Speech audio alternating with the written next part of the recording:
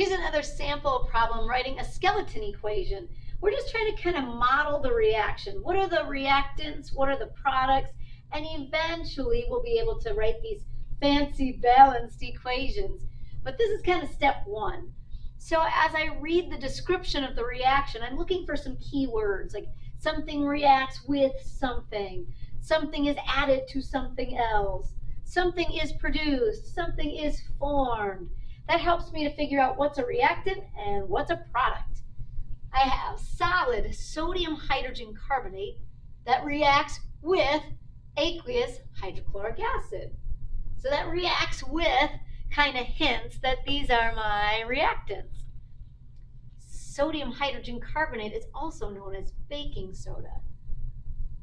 Now the next sentence says the products formed are aqueous sodium chloride, water, and carbon dioxide gas. So here's my products.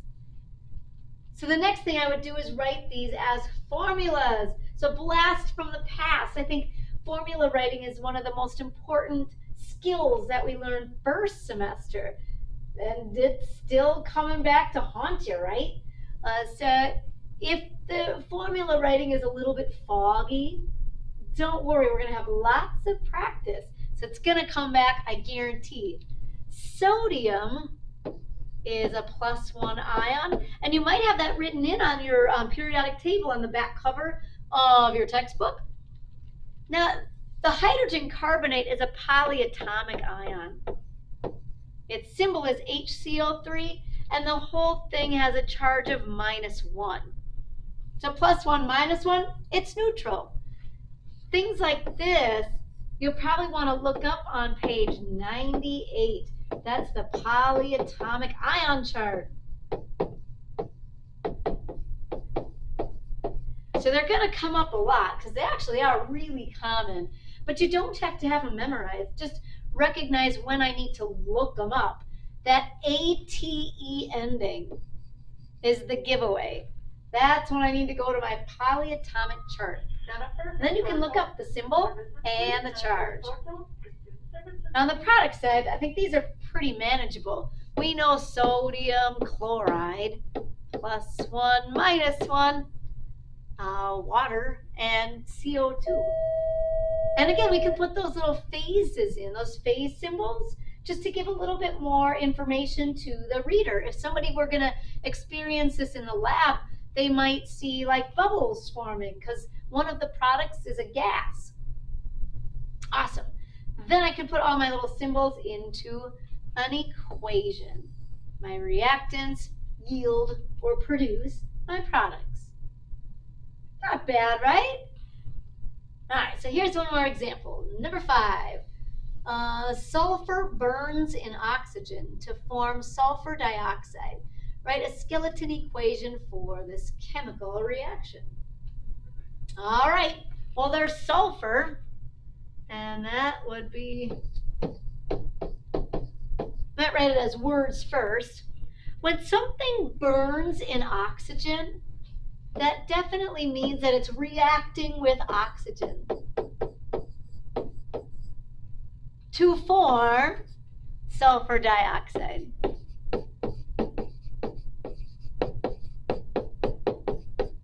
So here's kind of my word equation. Sulfur burns in oxygen, it reacts with oxygen to form sulfur dioxide. Now I just got to change that to the symbols. Sulfur is an element that just exists as little atoms. If I were modeling this with particles, maybe I'd just have like one sulfur atom. Oxygen is one of the diatomic elements. I think we mentioned them in a previous video, that the diatomic elements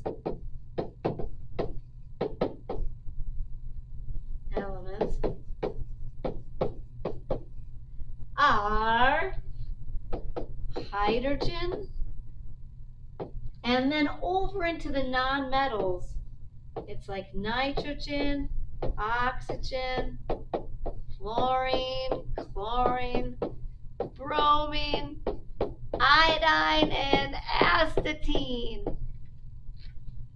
Most of them are gases, except for some of the halogens that get down toward the bottom of the periodic table. But I always kind of remember it's hydrogen way up in the corner, and then 7 of them make the number 7, starting with nitrogen and then over to fluorine and on down through the halogens. So when I see oxygen as an element, meaning that it's not bonded to anything else, it is diatomic, so it should be O2. So maybe I'd have something kind of like this. Like 2 atoms of oxygen bonded together. There. My sulfur plus my oxygen, forming sulfur dioxide. Well, this is one of those covalent formulas. So you see the mono, di, tri symbols, which is great because I don't have to even worry about charges. Sulfur dioxide, 2 oxygen. Then now I'd have a sulfur and 2 oxygen. Now, if you were ever like modeling with particles, and it doesn't really matter how you hook them together in just like a model. So maybe I have something like this. I don't know. A sulfur and 2 oxygen atoms. Somehow now I'm showing that they're all bonded together as one compound, as one large molecule. And there we have it. Our word equation, our formula equation, and maybe kind of a particle model equation of this reaction.